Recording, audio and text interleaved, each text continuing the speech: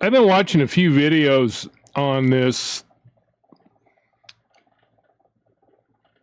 sovereign citizen movement. I've been watching on the Van Balian or whatever it is.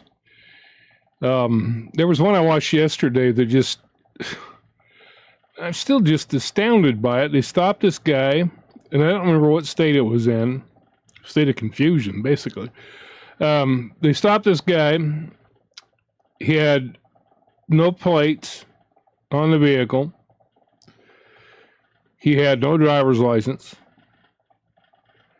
Had no insurance on the vehicle. It was a second offense. The cop that stopped him had stopped him once before and had given him a warning and told him, you know. Anyway, stopped this guy. Like I say, doesn't have a driver's license, doesn't have plates on the car, doesn't have insurance. And anyway, the guy was talking to him, and the guy wanted to talk to his supervisor, and the sergeant showed up, and the sergeant talked to him. And they let this guy drive off, told him, well, I would suggest that you go home. And they let this guy drive off with no plates, no driver's license, and no insurance. I made a comment on the video because I was just astounded. No, I guarantee you, if I was the one making the stop, that sucker would have been impounded. No two ways about it. It would have been impounded. I mean, you don't let a guy drive off. I mean, you're making your department and the city liable. You let the guy drive off and he rams into somebody, totals their vehicle. The dude has no money, no insurance. That's just, I just can't. It wouldn't happen here, I guarantee you that. That car would have been impounded. If I'd have made the traffic stop, it'd have been impounded. And the guy would have gone to jail. I don't have any tolerance for that crap. Well, then there's another video that one of the gals in my Facebook group showed me. The channel's called Dang Right. She said it was Chris's channel. I don't know if, I know the video was his, where he's teaching people constitutional law, and you got all these idiots that are listening to what he says, think he knows what he's talking about, which he doesn't. That's what I'm going to be talking about today. Is I'm going to talk about a little bit about this sovereign citizen movement. Now, look, I want to establish something right from the beginning. Nobody believes in the Constitution more than I do. I fully believe that our constitutional rights should be enforced, that if a constitutional right is being broken, it should be dealt with. I support government, as the Bible tells me to do. Romans 13 says, be subject to the higher powers, that the higher powers are established by God, even if they're corrupt. Now, if it comes between, like Jesus said, render to Caesar the things that are Caesar's, and render to God the things that are God's. And so if the government tells me to do something and it conflicts with what God tells me to do, then God's word takes precedence over the law. But where there is no conflict between the law and biblical principle, we are to obey government, plain and simple. Now, to me, this sovereign citizen movement, people latch onto it, and mostly the people that latch onto it are just jerks who they believe in it, thinking it's going to give them an excuse to just act like a total asswipe, act like an idiot, which they are. These people, I watch these videos. I could only watch like a couple, three of them, and then I had to quit watching because I can guarantee you one thing: these cops well, there was one where they didn't put up with the guy's crap, and they were going to break his window. And the guy, he said, "You really going to break my window?" And the guy had that little window breaker thing, like the same thing that I got that AWP uses. You just press it up there and beesh, and it just busts out the window. And that's what the guy had one in his hand. He was just getting ready to bust out the guy's window, and finally the guy rolls the window down. They take him out and they arrest him because he wouldn't produce any ID. And for some reason, these sovereign citizens believe that they're not subject to law. What's funny is well, we'll get into this, but in one video, they don't want to subject themselves to federal law. In the next one, they're saying that they don't have to obey state laws. Obey state laws. So it's kind of like they're kind of like the wind that just wherever it blows, or like a wave of the sea, whichever way the wind blows it. One of you guys making me itch again, Lorna.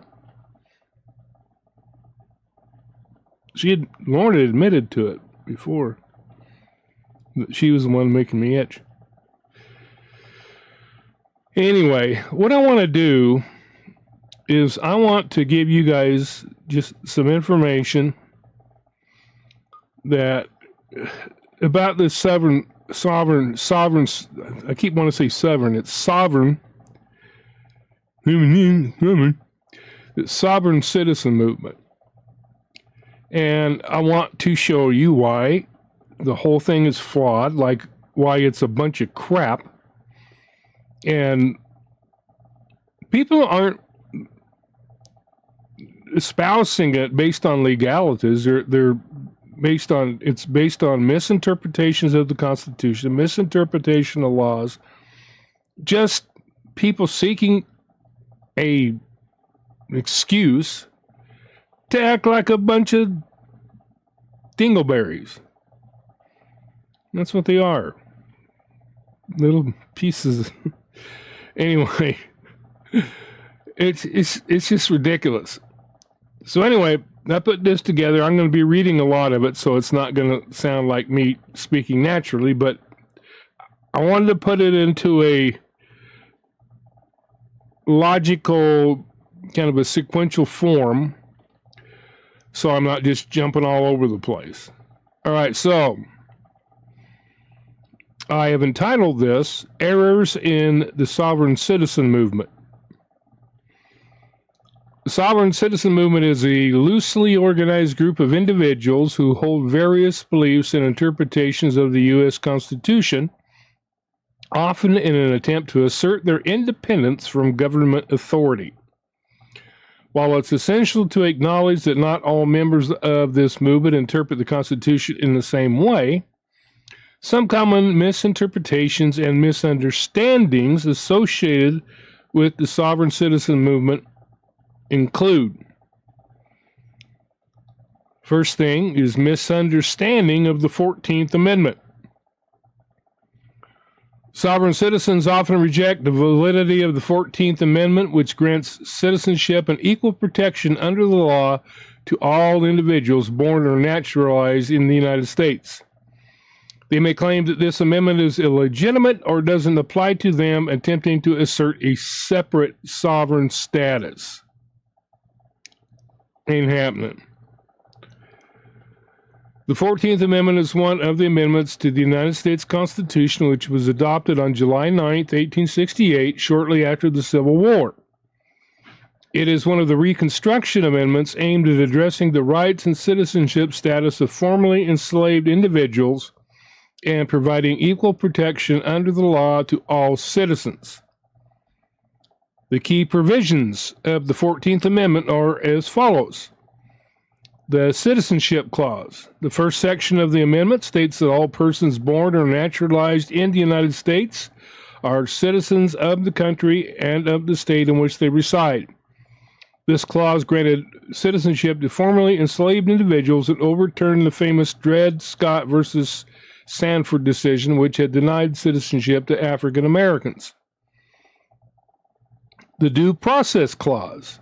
The second section includes the Due Process Clause, which ensures that no state shall deprive any person of life, liberty, or property without due process of law.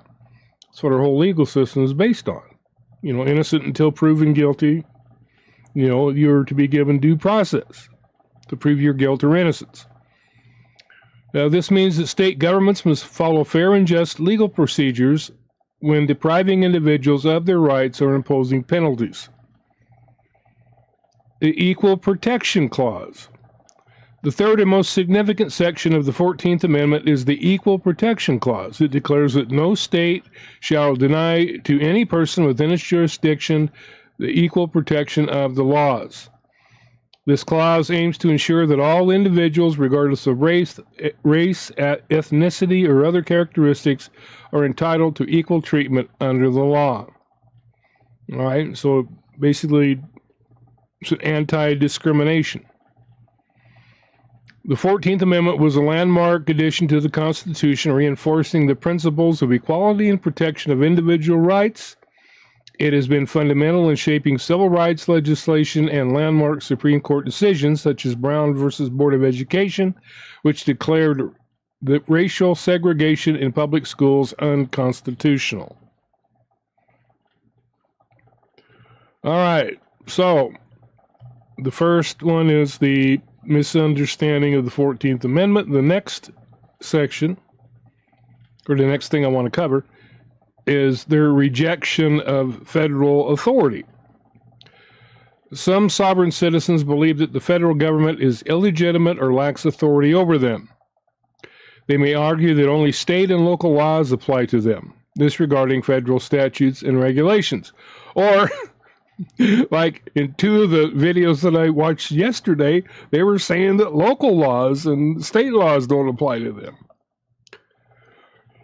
Yeah, whatever serves their purpose. And that's the thing with these kind of people.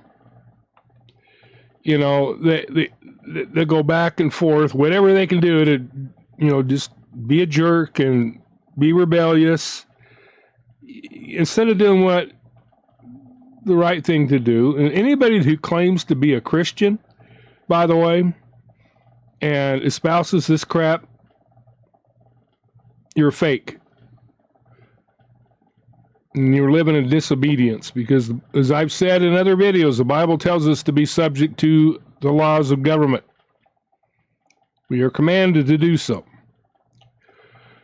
Sovereign citizens reject federal authority for a variety of reasons, and it's essential to recognize that their beliefs and arguments are often based on misconceptions and misinterpretations of historical documents and legal principles. Some of the common reasons why sovereign citizens reject federal authority include misinterpretation of the Constitution. Sovereign citizens may interpret the U.S. Constitution selectively and selectively rely on certain phrases or historical events to support their beliefs. They often cherry-pick parts of the Constitution, ignoring other sections and amendments that establish the supremacy of federal law. All right, rejection of federal taxes. One of the most significant grievances of sovereign citizens is their opposition to paying federal taxes. They may argue that the federal income tax is illegal, or that they are not subject to taxation under their misinterpretation of the Constitution, or other obscure legal theories, which, their legal theories are basically rantings of lunatics as far as I'm concerned. All right, belief in personal sovereignty. Sovereign citizens often believe that they are sovereign individuals or sovereign citizens with unique and distinct legal status that places them above the jurisdiction of the federal government. They may claim that they can opt out of government authority and laws at will. Yeah. And those who try to do that, it doesn't end well. Misunderstanding of historical documents. Some sovereign citizens incorrectly interpret historical documents such as the Articles of Confederation, the Declaration of Independence, and various court decisions to argue that the United States is not a legitimate federal government or that states possess ultimate authority. Rejecting the 14th Amendment. Sovereign citizens may reject the validity of the 14th Amendment, which grants citizenship to all individuals born or naturalized in the United States. They may claim that the amendment was improperly ratified or that it created a new class of citizens subject to federal jurisdiction without their consent. Yeah, you hear that a lot. I do not consent to this. It doesn't matter whether you consent or not. You ain't got no choice. If you live in the United States, you're subject to United States laws. If you live in a certain state, you're subject to those states' laws, whether you like it or not. All right, sovereign citizenship ideology. The sovereign citizen movement promotes a set of pseudo-legal beliefs and practices that often involve filing frivolous lawsuits, making unfounded legal claims, and creating fictitious legal entities to assert their independence from government authority. All right, basically, they're my own personal view, they're a bunch of Looney Tunes. Anti-government sentiment. Sovereign citizens generally harbor deep distrust and suspicion of the government, especially at the federal level. They view the government as an illegitimate entity that usurps individual rights and freedoms, leading them to reject federal authority outright. Now, look, I'll tell you right now, I don't trust the government as far as I can throw them.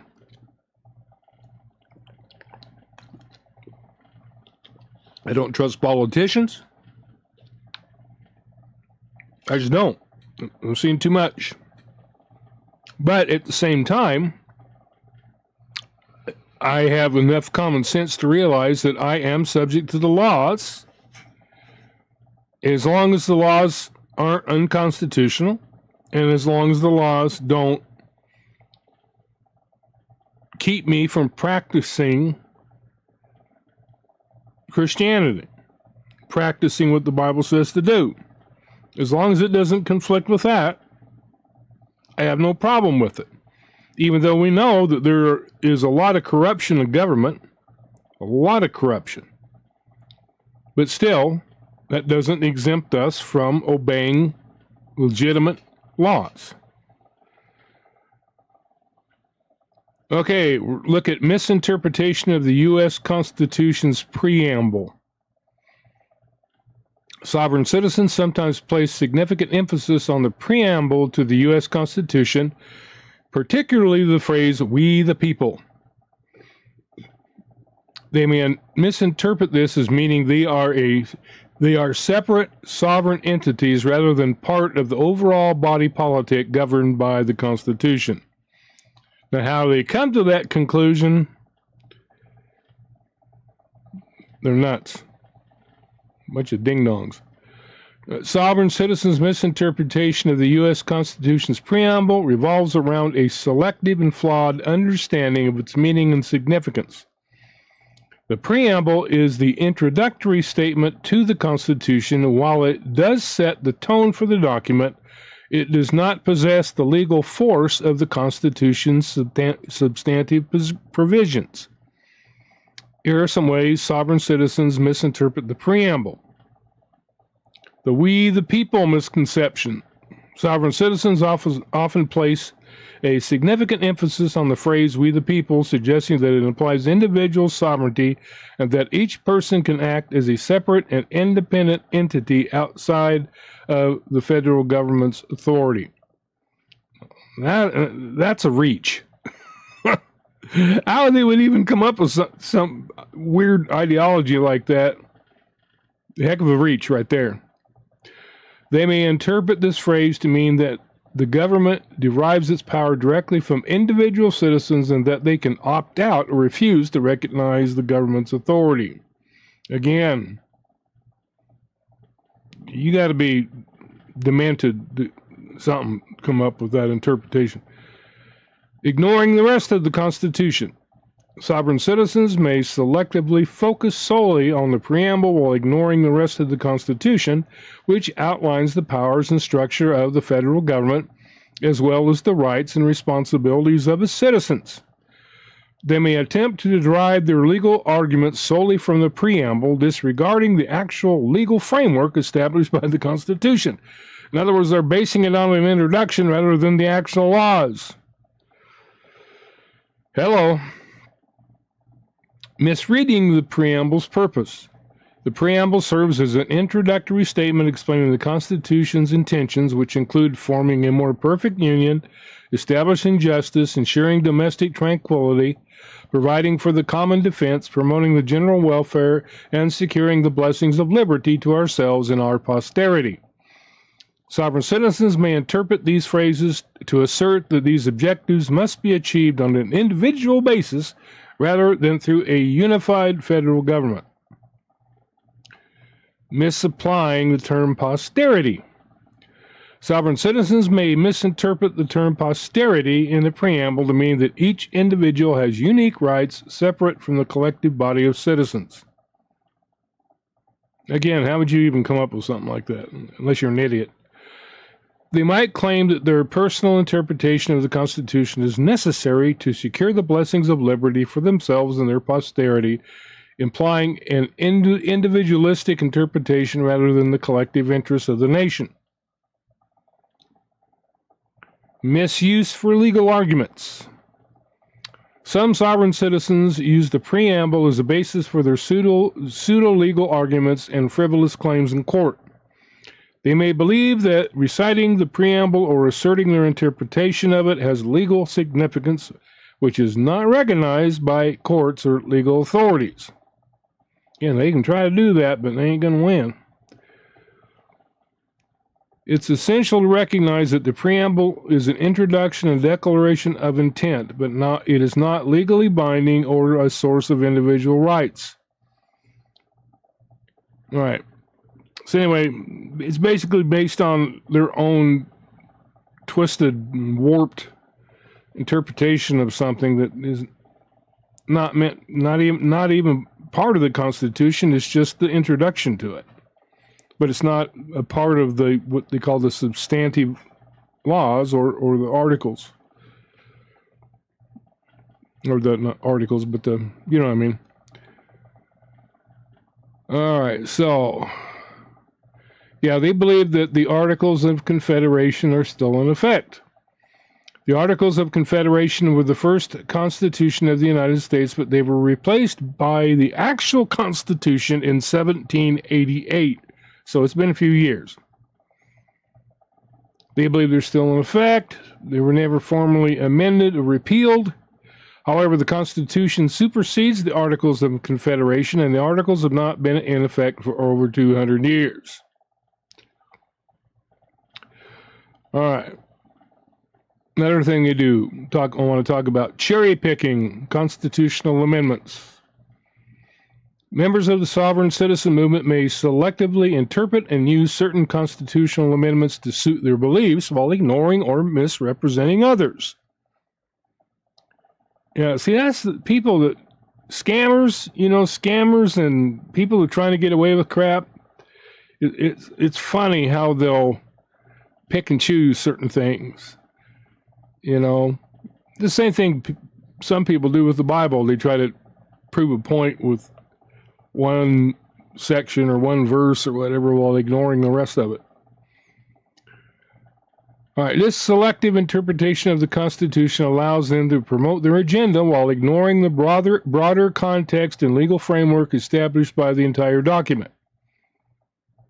Here are some ways sovereign citizens engage in cherry-picking constitutional amendments.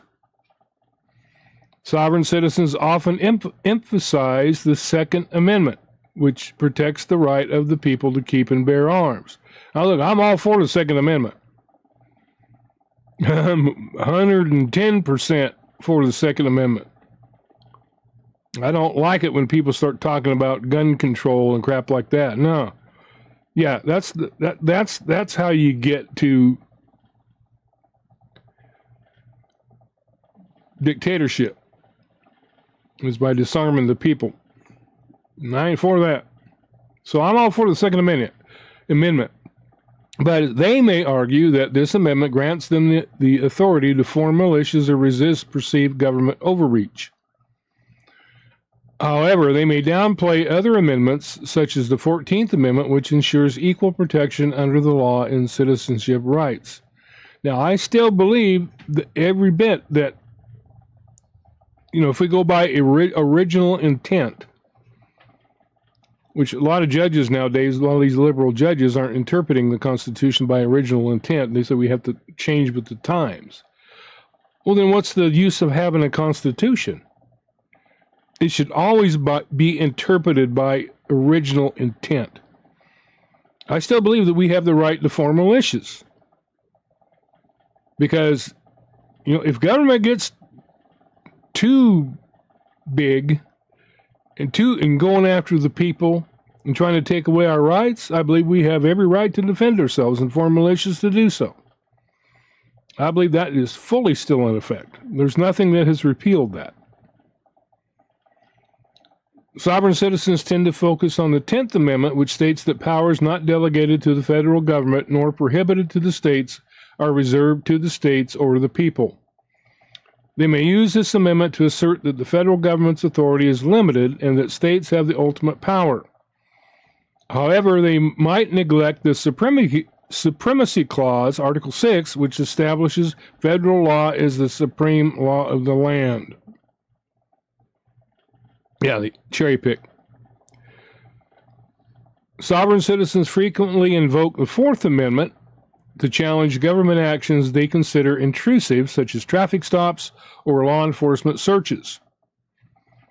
They may claim that they have the right to be free from searches and seizures without a warrant. However, they may ignore other constitutional provisions that establish a balance between individual rights and the government's authority to protect public safety and enforce laws. However, let me say this. The only way, like let's say you get stopped in your vehicle and the cop asks you if they can search it. And let's say you're not doing anything wrong, you just don't want them ransacking through your vehicles. Let's say you're on a vacation, you got a whole backpack with crap, and then they're going to do a search and they're going to unload everything, and then you're going to have to pack it back in there, and you just don't want to mess with it. You have every right to tell them, no, you cannot search my vehicle. And unless they have probable cause to do so, they have no right to search it. All right, so like I say, I'm not an extremist, but being an ex-cop, I know how this stuff works. Now, let's come up with another scenario. Let's say that you're transporting drugs and you've got it hidden in the back or wherever. Or, like one vehicle we stopped one time, they had $300,000 in drug money hidden in a false gas tank in the vehicle. Drug dog hits on it because a lot of times drug money is going to have the smell and the scent of the drugs on the money. Now they bring their drug dog up, and he hits on it, then they're going to search it. They got every right to search it at that point because there's probable cause to believe that there are drugs in the vehicle if that drug dog hits on it. But if they don't have any probable cause, if they just ask you to search your vehicle and they don't really have any reason to do so other than they want to, you do not have to let them search it. You've got to have, regardless of what it is that they want to do, they've got to have probable cause. It's like they just can't stop you for no reason. They've got to have probable cause to stop you. In other words, if they caught you speeding, or if you're like say you're tired, you're not drunk, but say you're tired but you're weaving all over the highway, and there is probable cause for them to believe that maybe you've been drinking. So they have every right to stop you. But if they do not have probable cause to do so, they have no right to stop you. So, I'm all for, our rights, where it is legitimate to enforce them. But with these people, It's not even, you know. Sovereign citizens might selectively use the First Amendment to support their right to express their beliefs and practice their religion freely. They may argue that their unique interpretation of the Constitution and other legal theories fall under protected speech. However, they may neglect the fact that the First Amendment does not protect speech that incites violence or endangers public safety. All right, I remember the example that we were given was somebody being in a crowded theater and yelling fire. No, you can't do that. that does not fall under the First Amendment. Let's say you're in a theater watching a movie and all of a sudden you're like, fire, fire, fire, and everybody starts taking off running. Let's say somebody gets trampled. Let's say people get hurt. Well, guess who's responsible? Number one, you're going to jail. Number two, you're going to be opening yourself up to civil lawsuits from multiple people. Let's say 20 people got injured. They all have a right to come at you civilly then. So, yeah, not everything you say is protected under the First Amendment. You know, a lot of it's just common sense. All right, sovereign citizens may emphasize the Fifth Amendment's protection against self-incrimination to avoid cooperating with law enforcement or government officials. They might refuse to provide identification or information during interactions with authorities. However, they may overlook that this protection is subject to certain limitations and does not grant them complete immunity from law enforcement investigations. All right, you are required. No two ways about it. If you get stopped for a traffic violation, you are required by law to provide identification, provide your driver's license, provide your registration, and provide proof of insurance. If you get stopped, that's the first thing cop's going to say. Well, he may say, do you know why I stopped you? Which you never say yes. Because he's trying to get you to admit guilt. Yeah, I was speeding. You dummy. Yeah, so, well, like the one guy that I arrested for drunk driving one night, I stopped him and I go, how much have you had to drink this evening? He goes, oh, he was like blasted. I mean, he was the drunkest guy I ever stopped. And he was the owner of a bar just north of town. And I stopped him and asked him, how much you had to drink? He goes, oh, probably too much. Thank you. That'll go nicely in court. Yeah. See, yeah. But most of the time people say 2 beers. You know, if they just got through drinking a half a gallon of tequila. I was like, 2 beers. Yeah. Which reminds me, if you ever watched that show Happy Days, you know, Richie Cunningham, you know, he come home and he's just like toasted, you know, he's drunk as crap. And of course his dad asked him, he goes, well, how much did you have to drink? He goes, we had beer in teeny weeny glasses. He goes, how many of those teeny weeny glasses did you have? 72. That just cracked. Remember when he did that? Just cracked me up. All right. It's essential to understand that cherry-picking constitutional amendments to fit a specific agenda is a flawed and misleading approach to interpreting the Constitution. The Constitution should be considered as a whole, along with its amendments, in the context of legal precedent and historical context. Courts and legal scholars consistently reject sovereign citizens' selective interpretations and recognize the Constitution's full text and established principles as the basis for interpreting and applying the law. All right. Another thing they do, it's called assertion of personal jurisdiction. Sovereign citizens' assertion of personal jurisdiction is a legal tactic they use to claim immunity from the authority of courts, law enforcement, and other government entities.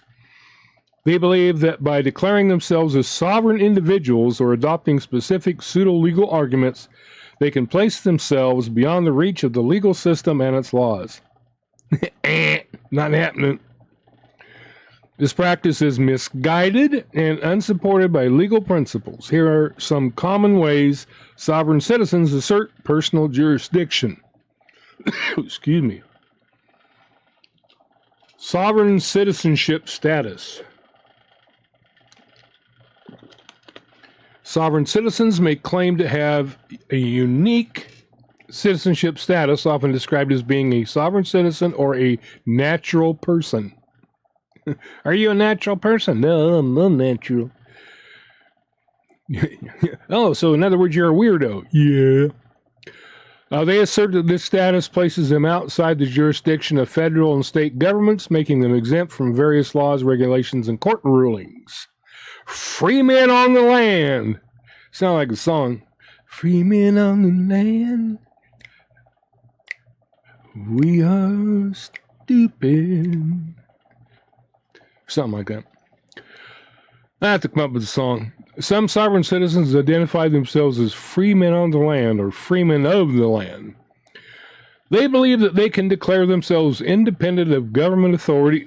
I got something tickling my throat.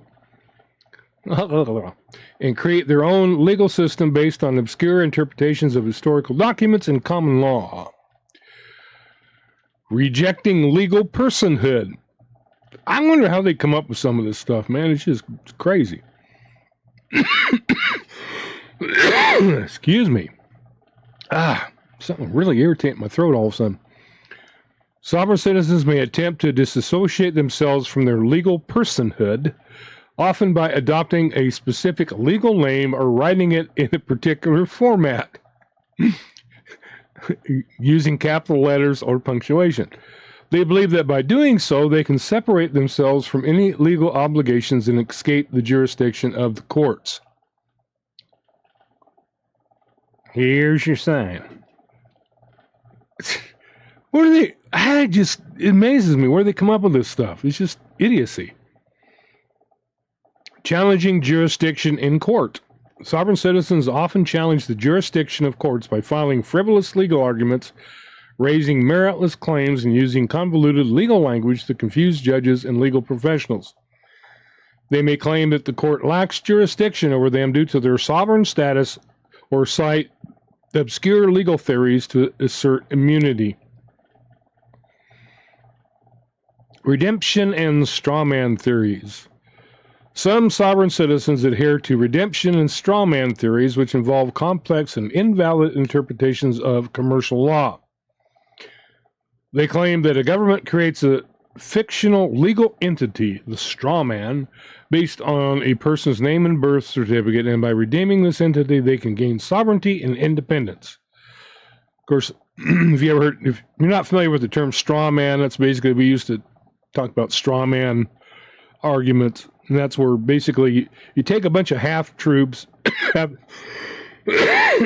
again, man, excuse me, a bunch of half-truths, or a bunch of misinterpretation of a bunch of different things, and you put it all together and build an argument that's not based on any facts, but yeah, because it's a straw man, it can be torn apart very easily. All right. It's important to understand that these sovereign citizen arguments are baseless and rejected by the legal system. Courts consistently rule against these tactics, considering them frivolous and unsupported by legitimate legal principles. Sovereign citizens who attempt to assert personal jurisdiction or resist government authority often face legal consequences such as fines, sanctions, or even arrest, as their claims have no legal standing. The United States operates under a legitimate and established legal system, and all citizens are subject to its laws and jurisdictions.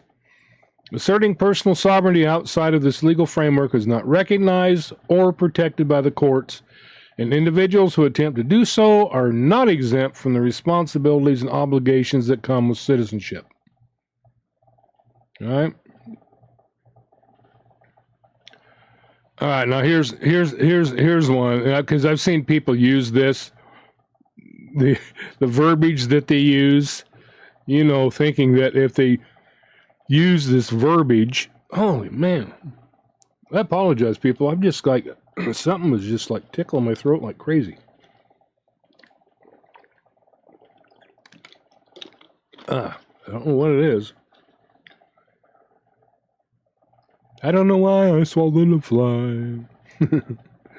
Or something. I don't know. All right. Sovereign citizens often use specific verbiage and legalistic language to attempt to assert their perceived rights and challenge government authority. They believe that using particular terms will help them evade certain laws and regulations. However, these linguistic arguments have no legal basis and are not recognized by courts or legitimate legal authorities. Here are some examples of verbiage commonly used by sovereign citizens. Now, if you remember in that one video, if you watch that video on Van Balion or whatever it is, of Chrissy Poo driving when he gets stopped by the North Carolina State Trooper, he used this term: "I'm not driving, I'm traveling." Traveling versus driving. Sovereign citizens may claim that they are traveling instead of driving when operating a motor vehicle.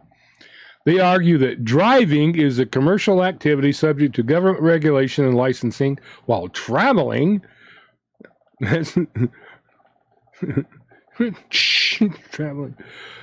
traveling is a right that cannot be restricted. Yeah, try that in basketball. By using this distinction, they may attempt to avoid traffic stops, license requirements, or other motor vehicle regulations. And I've seen just about all of them try to say, "I'm not driving, I'm traveling." No, dumbass, you're driving. If you're traveling, you're out on the road thumbing it.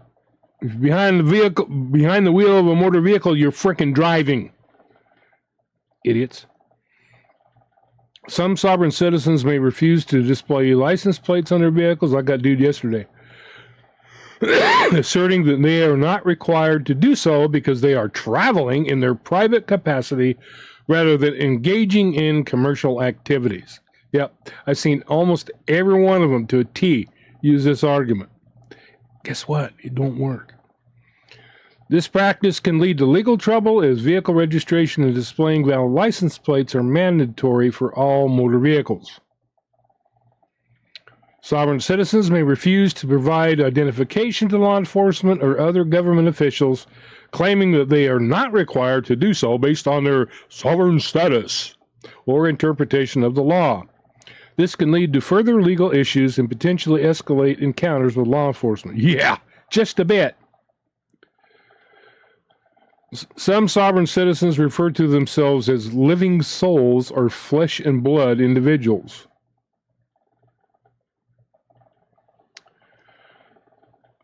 Contrasting this with the concept of persons or corporate entities created by the government.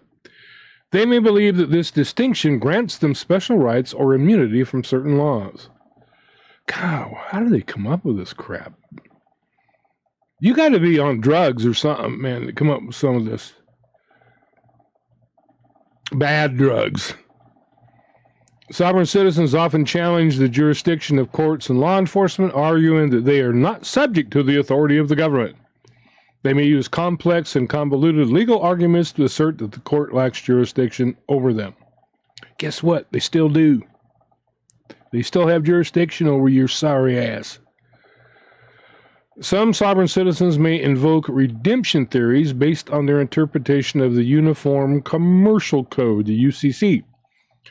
They claim that by filing specific documents or adopting particular legal procedures, they can discharge debts or gain sovereignty. Yeah, they think that they can go and build up a debt, not pay for what they purchased, and then get out of it by filing some document. See, that's all they want to do. They want to just do illegal crap.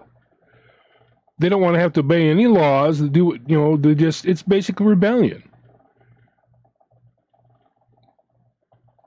it's just it's selfishness and rebellion and stupidity all rolled up into one. It's crucial to understand that these linguistic arguments and verbiage used by sovereign citizens have no legal standing, and all citizens are subject to the laws and jurisdiction of whatever state they're in. And it goes on saying that their arguments are considered frivolous. Yeah. All right, creation of fake legal documents. Some sovereign citizens produce fraudulent identification cards, license plates, and other documents that claim to exempt them from various laws and regulations. Yeah, the dude had one of those homemade plates on his vehicle yesterday. I can't remember what it said, but these documents are not legally recognized and can lead to legal trouble for those who use them. Yeah, guess what?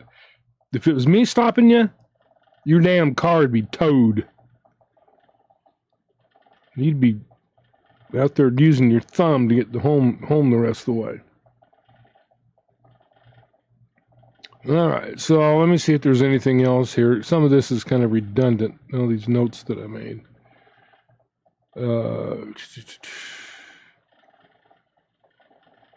Yeah, I think the rest of this, what I have here.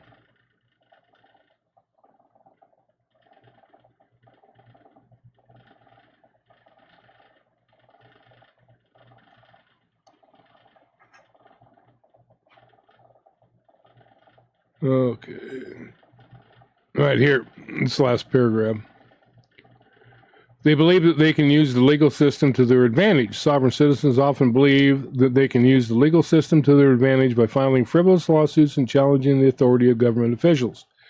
However, the legal system is not designed to be used in this way, and sovereign citizens who use the legal system in this way are often unsuccessful.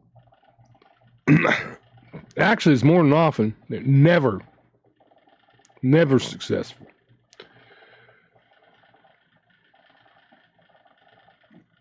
The sovereign citizen movement is based on a number of misinterpretations of the U.S. Constitution. These misinterpretations have led sovereign citizens to engage in a variety of illegal activities, including tax evasion, fraud, and violence. It is important to be aware of these misinterpretations so that you can protect yourself from being scammed or harmed by sovereign citizens. All right, so in conclusion, well, if I was to just capsulize it, I'd say that these people are not honest people, that an upright, honest person would not be using shady methods like this to try to get out of obeying the law. So you look at Chrissy Poo and Holly Bowe, the way that, and I tell you what, all I can tell you is they should be very, very glad that I'm not the cop that they're dealing with, because their asses would be in jail and that kid would be in a foster home to where he'd have a normal life, because I wouldn't put up with their crap for a minute,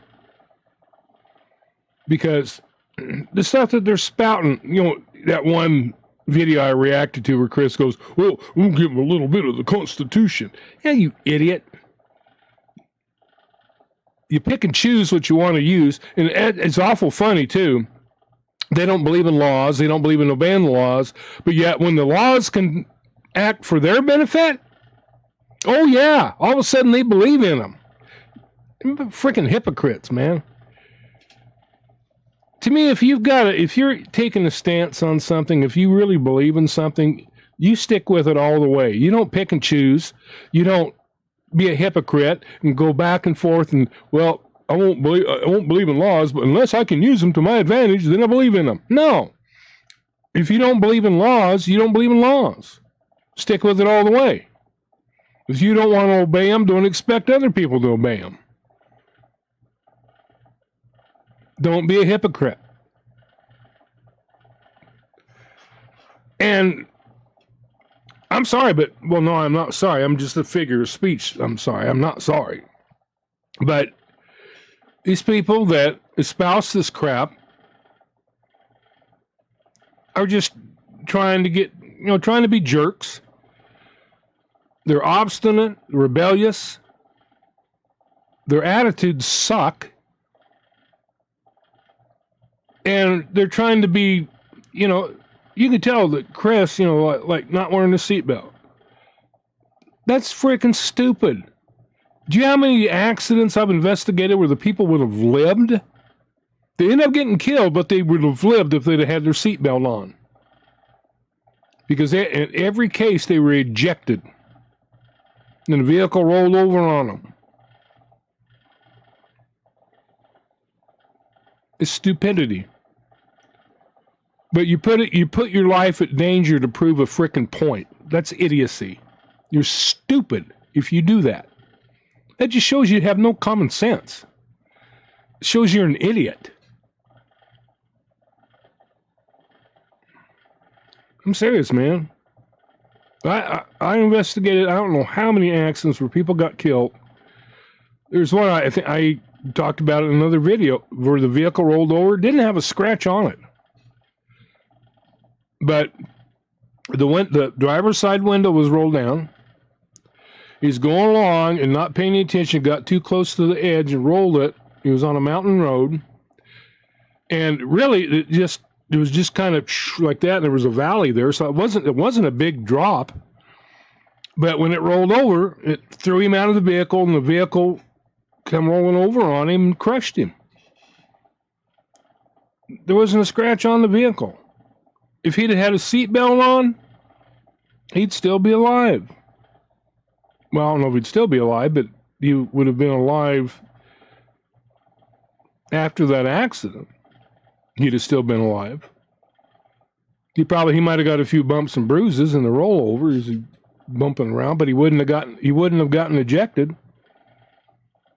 So yeah, it's just like putting your life in danger to prove a point. It just shows what kind of an idiot someone is. Just stupid.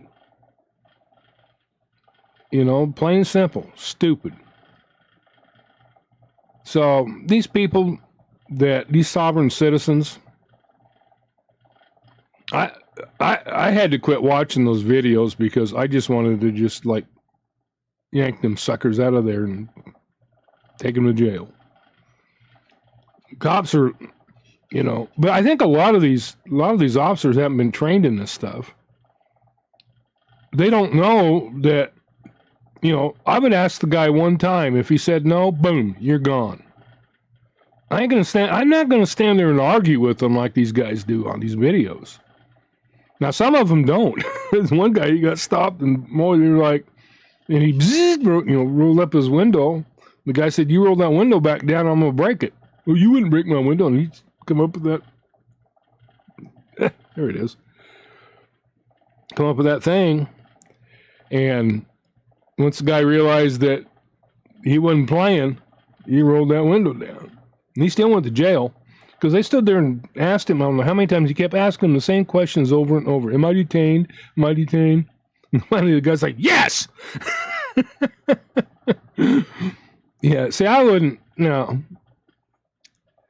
I dealt with too many pinheads like that I wouldn't even mess with them. Let me see your driver's license. Well, when they started arguing with me, I'd ask him one more time, and if he didn't immediately produce it, he'd yank his ass out of that vehicle and he'd be going to jail. I ain't gonna play with him. And it just pisses me off when I see like this yesterday. So let the guy drive off without any insurance. You don't do that. You impound the vehicle. You can't. That vehicle has no registration, has no insurance. It has no business out on the road. None. And I would have impounded it immediately. And especially where it was the guy's second offense, his ass would have been walking home. Because if I'd already warned him once, and I caught him driving again, forget it. I don't care if he had to walk 10 miles. You can call somebody to come pick you up, but you're not driving that vehicle home, boy. It's going to the impound lot. Yeah, I don't have any patience with people like that. None.